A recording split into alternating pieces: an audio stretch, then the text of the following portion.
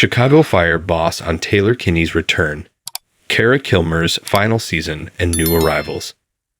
Hello everyone, my name is Marcus G. Welcome to my channel. Before starting the video, please go ahead and hit the subscribe button, and give this video a like up. We work really hard to always surprise people, says showrunner Andrea Newman of The Comings and Goings, and changes ahead in Season 12. In the eyes of Chicago Fire showrunner Andrea Newman, multiple seasons of any show that brings what she considers to be continual grind from everyday action heroes is going to garner change. And that's exactly what viewers saw Wednesday night as Old Guard firefighters Christopher Herrmann, David Eigenberg, and Randy Mouch McHolland, Christian Stolt, struggled with the blows of Father Time in two separate, potentially career-ending dilemmas. Faithful viewers of NBC's long-running drama had been left wondering about Mouch's fate after Season 11, and if the long-timer had survived shrapnel from a sniper's bullet in the finale cliffhanger. It wasn't until last week's Season 12 premiere that it was revealed that Mouch survived his near-deadly ordeal. But, as this week's second episode showed, Mouch is still struggling with the effects of his injury, and has taken it upon himself to change the way he lives and treats his body to show he can still compete with the best of them. And then there's Herrmann, who risked his own life to save Firehouse 51 from a bomb package in last week's episode. The blast knocks Herrmann out, but he recovers. But this week's episode revealed that he has suffered severe hearing loss from the incident. Fellow firefighter and friend Darren Ritter, Daniel Curry, picks up on Herrmann's hearing loss, but the fireman is in denial, or he's afraid of what the revelation of such an injury might cost him within his beloved career. Newman, who took over showrunner duties full-time for Season 12 following co-creator Derek Hawes' exit from the One Chicago franchise, recently spoke to The Hollywood Reporter over Zoom to discuss Mouch and Herrmann's story arcs, and also give viewers insight into the character comings and goings within Season 12 of the NBC and Dick Wolf long-running series, from Taylor Kinney's return to Kara Kilmer's impending exit and other new arrivals ahead. How does it feel drive what some might call a mega horsepower muscle car of a show as sole showrunner of Chicago Fire? Well, I'll say that because it's such a big show, you really don't do this show solo anyway. This is a big action show. It's a big character show. It has got so many things. So, we work so closely with production. We've got this amazing producer, Demetra Diamantopoulos, and director Reza Tabrizi, and we're in touch constantly. It's always felt like a real team effort on this show. But it's fun. It's fun to be a female showrunner on a bait action show with some ass-kicking female characters. That's a thrill for me. We have Kid, Miranda Ray Mayo, and Brett, Kara Kilmer, and Violet Mikami, Hanako Greensmith. All of them this year have some great tough storylines, and I love that. But Derek Hawes built this show, and I still talk to him or text with him every single day. He's such a part of the show still, so it kind of feels like he never left. Is it safe to say you are going shift into gears not yet ventured now that you have total control?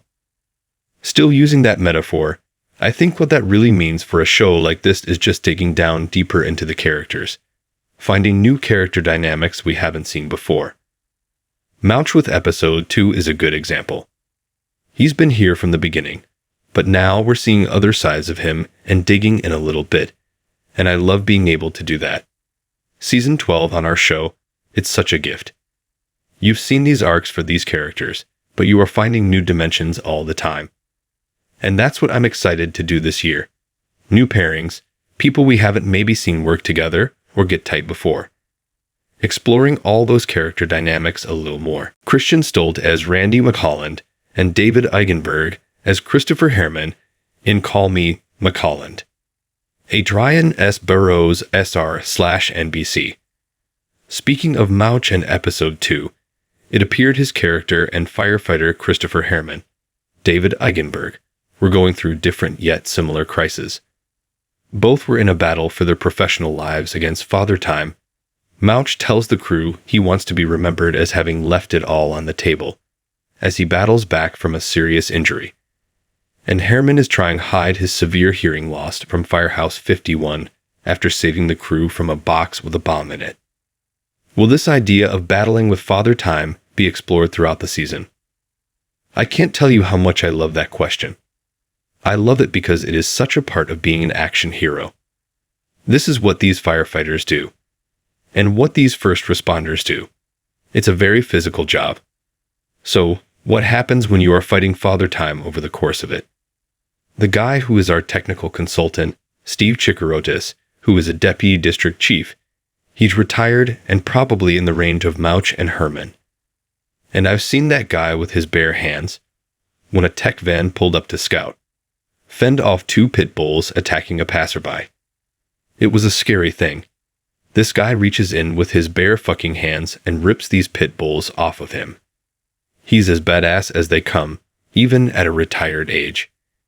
He's incredible, and he is fearsome, and you would not want to get in a fight with that guy no matter the age. But that being said, you're absolutely right.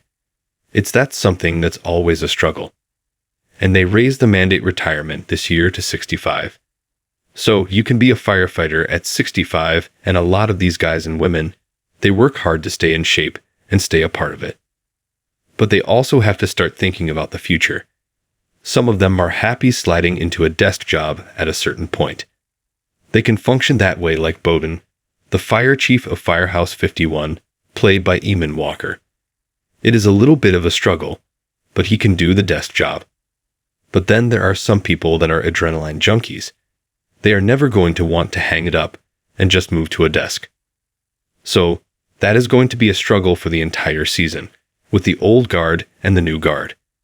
They are seeing these young guys come in, and the questions are, do I have limitations, and if so, what are they? And will they hamper me on the job?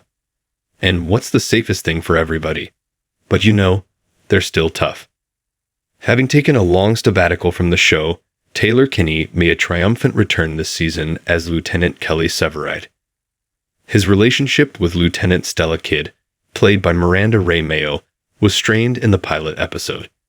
In the second episode, Joe Cruz, Joe Minosto, and Severide have an argument.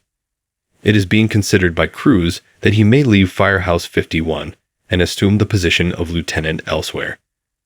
Is it possible that this ties into a spin-off planned for Severide's character? Returning to earn back the trust he lost in those arson cases is Severide's greatest struggle. Just as Kidd saw arson as a narcotic, Severide views arson cases as a drug as well.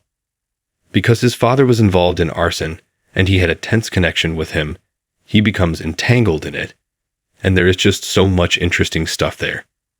Does this mean he's into a terrifying pattern?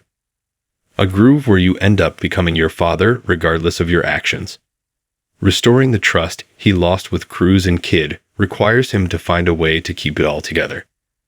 Also, he'd like to maintain some connection to arson. Arson is an incredibly interesting field. I find it incredibly engaging as a writer, and I can tell that Severide, the character, adores it. Indeed, striking a balance will be necessary.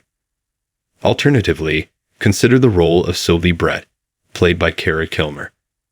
We all know that she's getting ready to leave for Oregon with her newly adopted child and marry Matt Casey, Jesse Spencer. Is Kilmer gearing up for his final season? Although Sylvie Brett will be departing this season, she will still be with us for some time. Preparations for the wedding begin in episode 2. Regarding that, I will state that nothing will proceed as planned. It will be difficult for her to reach her destination without having to rush. On that front, things will take an unexpected turn. Matt Casey, Spencer, who is engaged to her, will we see him again? Of course, for the remainder of the season, what further plot points can we expect to see? Introducing new characters and a focus on transformation are 2 hallmarks of this season. In the second episode, you'll meet our firefighter, Gibson, played by Rome Flynn. I'd adore him. The firehouse is going to welcome him as a new member. Will he still be a good fit at the age of 51? Who is this man anyway? It takes some time to fit in at 51. Therefore, that's the question we usually ask when someone joins. Is Gibson a problem? We'll have to peel back the layers to find out. What kind of trouble is he? That persona will be part of our playbook for some time. Plus, Violet, Hanako Greensmith, is a ton of fun to play with. Because Violet has gone through a lot. Her boyfriend, Evan Hawkins, was killed in Season 11 while attempting to save a civilian. And because her partner is only around for a short while, she had a wonderful trip this season, sort of emerging from Sylvie's shadow. She's been through a lot. She witnessed the murder of her paramedic chief lover. Therefore, she will have some difficulty with that and will seize her opportunity to step into the light in order to process a great deal of her past. There is a lot at stake this season because all of our players are adjusting to new situations and people. Lots are fresh dynamics between characters. Season 12 of Chicago Fire is currently airing. After all these years, how does the performance still manage to entertain? The question is well posed. Having written for a long time before starting here, I think what makes Fire special is that it has 3 shows, maybe even more. The show always has comedy, and we get the action, character dynamics, and soap opera all in one. Plus, it's unusual for an action show to provide comedic stories that are so in-depth that they need their own episodes. Being authentic to the life of a first responder is our goal. Attempting to mirror that world as closely as feasible. That is essentially the way our first responders handle similar situations in the actual world. You must, in the end, seek for the hope and light that shines through the darkness. One important component of that is comedy. That there are a lot of moving parts is what makes it interesting. What is your length of service with Chicago Fire? The very beginning. Working as a TV writer, I never imagined I'd have such a steady schedule. The 12th point, though, always gets the long-timers among us asking, what? That just won't happen. In this peak TV age of many programming alternatives, what do you believe keeps viewers engaged and returning? Maybe you're looking for an unexpected twist. After a certain point in your life, you don't want to feel like you've gone through it all. I also believe that we make a concerted effort to consistently shock people. And the coming and departing of the cast is a part of it. And while it's understandable that individuals could feel upset and fear losing friends, the reality is that sometimes things need to be shaken up to keep the excitement level high. Have characters that fans have adored and are want to see more of. Never forget that the audience is a part of the 51 Teams family. That's why we always refer to them as a family when we write. Thanks for watching this video. Please subscribe my fast gossip to our channel and stay with us.